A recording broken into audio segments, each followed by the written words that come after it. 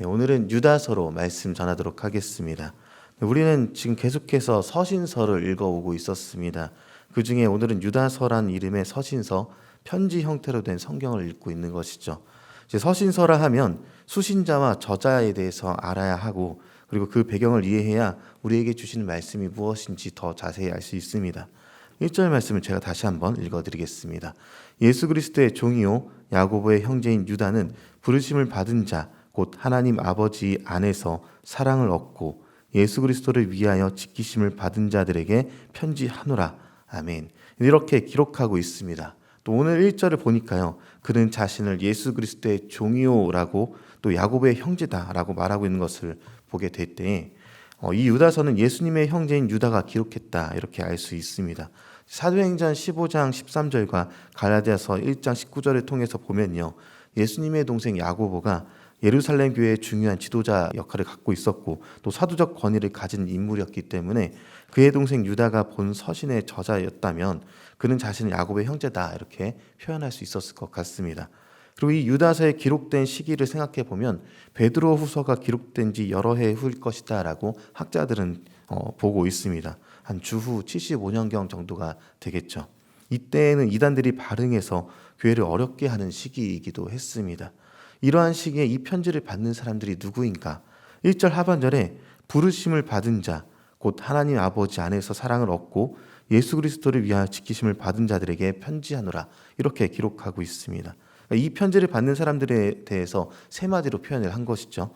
첫째가 하나님 안에서 거룩해진 자, 그리고 하나님께서 그들을 사랑해 주셔서 독생자 예수 그리스도로 말미암아서 그들의 죄를 씻으셨고요, 그들을 거룩하게 만들어 주셨습니다. 그리고 두 번째가 그들은 예수 그리스도로 말미암아 지키심을 받은 사람들이다, 이렇게 표현합니다.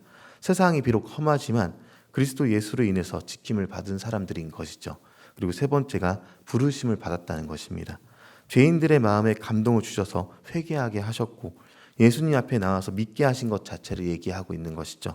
수신자가 이런 세 가지 특징을 가지고 있다라고 했습니다.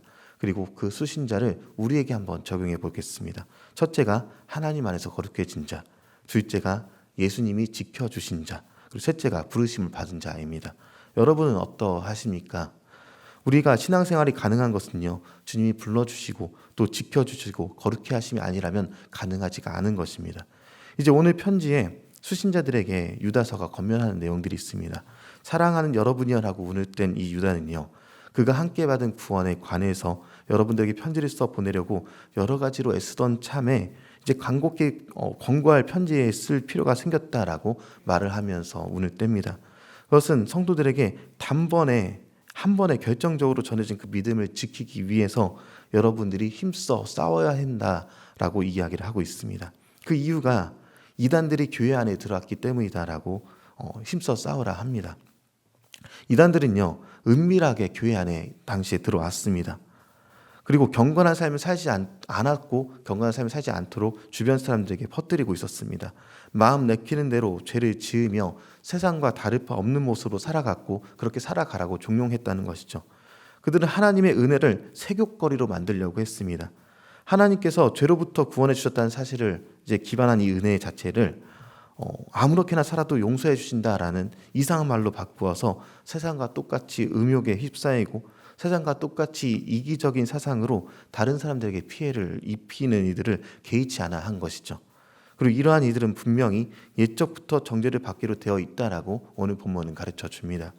그들은 구원받은 자들이 아니고 만세전부터 정죄를 받기로 작정된 자들, 신학적 용어로는 유기된 자들, 버려진 자들인 것이죠. 이에 대해서 읽고 있으면서 무서웠던 것은 무엇인가 하면 우리 그리스도인들의 모습입니다. 왜냐하면 현대시대의 교회를 향해서 사람들이 말하기를 세상과 다를 것 없이 살아가면서 종교 생활만 추가된 세대다, 이렇게 말을 하고 있기 때문입니다. 그리고 이 말을 들을 때 마음속에 불편함이 생겼습니다. 그런데 반박하지 못하고 고개를 떨구게 되는 것도 이 시대에 드러난 사실 중에 하나가 그렇기 때문이죠. 그런데 오늘 본문을 통해 보건대 이 일의 끝은 멸망입니다. 유다서에서 첫째 비교 대상은 애굽에서 나온 멸망한 이스라엘 선조들에 대한 이야기였습니다. 하나님께서 이집트에서 구원해 내셨지만 그들이 하나님을 온전히 믿지 않고 거역할 때 광야에서 멸망당하게 되었고 결국 이들의 다음 세대가 약속의 땅에 들어가게 되었죠. 두 번째는 6절에 보면 자기 위치를 떠난 천사들과 비교합니다. 하나님이 정해주신 위치를 떠난 천사들의 타락을 예로 들고 있었던 것이죠. 하나님께서 자기 위치를 떠난 천사들을 벌하셨듯이 이단자들도 지옥에 던질 것이다 라고 말하고 있는 것입니다. 또 비교하기는 소돔과 고모라에 비교하기도 했습니다. 그 예전에 소돔과 고모라는 음란하여 하나님의 법에서 떠나 있을 때 멸망을 당했습니다. 그 이전에 아브라함을 통해서 구원을 받아 하나님의 능력을 경험했음에도 불구하고 여전히 타락하고 음란해졌던 것이 소돔과 고모라 성이었죠. 이제 오늘 본문을 통해서 우리가 경계해야 될 것이 무엇인지가 보입니다. 세상에서 아무리 모든 사람이 다 똑같이 행동한다고 해도 모든 것이 괜찮지 않은 것임을 알게 되는 것입니다. 우리가 더러운 물을 컵으로 떠놓고 가만히 놔두면 깨끗해진 것처럼 보이니까 더러운 것이 눈에 보이지 않는다고 그대로 마시지 않죠. 왜 안 마십니까? 당장에는 아니더라도 분명 건강에 이상이 생길 것이라는 것을 알고 있기 때문에 마시지 않고 싫어합니다. 누군가가 마시라 하면요, 필사적으로 막을 것이에요. 그 물 더러운 물이라고요. 안 된다고요. 그 물을 마시면 반드시 아플 것이고 몸에 해로울 것이다 라고 알려주게 되어 있습니다. 그런데 왜 죄에 대해서는 우리가 멸망에 간다는 것을 알면서도 전하지 않고 세상과 똑같이 죄를 마시고 살아가는지 돌아봐야 한다는 것이죠. 이유가 단 하나입니다. 우리가 안다고는 하지만 정확하게 우리가 체험해내지 않았기 때문에, 정확하게 우리가 체감해내지 못하고 있기 때문에 죄에 대해 심각함이 우리가 알고 있다라고 말하지만 정작 그 죄에 대해 심각하게 여기지 않으면 우리는 그 죄를 먹고 마시는 일에 거리낌이 없을 수밖에 없습니다. 우리는 진리를 위한 싸움을 싸워야 합니다. 죄의 무서움은 단지 죄인이더라라는 명예가 더럽혀진 것으로 끝나는 것이기 아니기 때문입니다. 그 끝은 반드시 멸망입니다. 그렇게 오늘 본문은요, 저와 여러분에게 권면하고 있는데요, 20절과 21절의 내용으로 권면을 보도록 하겠습니다. 사랑하는 자들아, 너희는 너희의 지극히 거룩한 믿음 위에 자신을 세우며 성령으로 기도하며 하나님의 사랑 안에서 자신을 지키며 영생에 이르도록 우리 주 예수 그리스도의 긍휼을 기다리라. 아멘.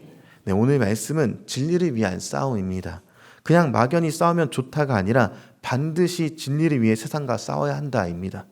그런데 우리는 걱정하지 말아야 할 것이 있습니다.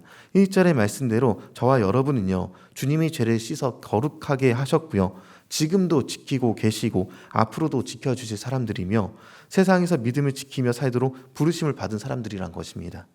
이미 이긴 싸움임을 기억하면서 오늘을 주의 말씀으로 세상에서 거룩함을 나타내시며 또 지키면서 또 살아갈 수 있는 저 여러분이 되길 소망하겠습니다.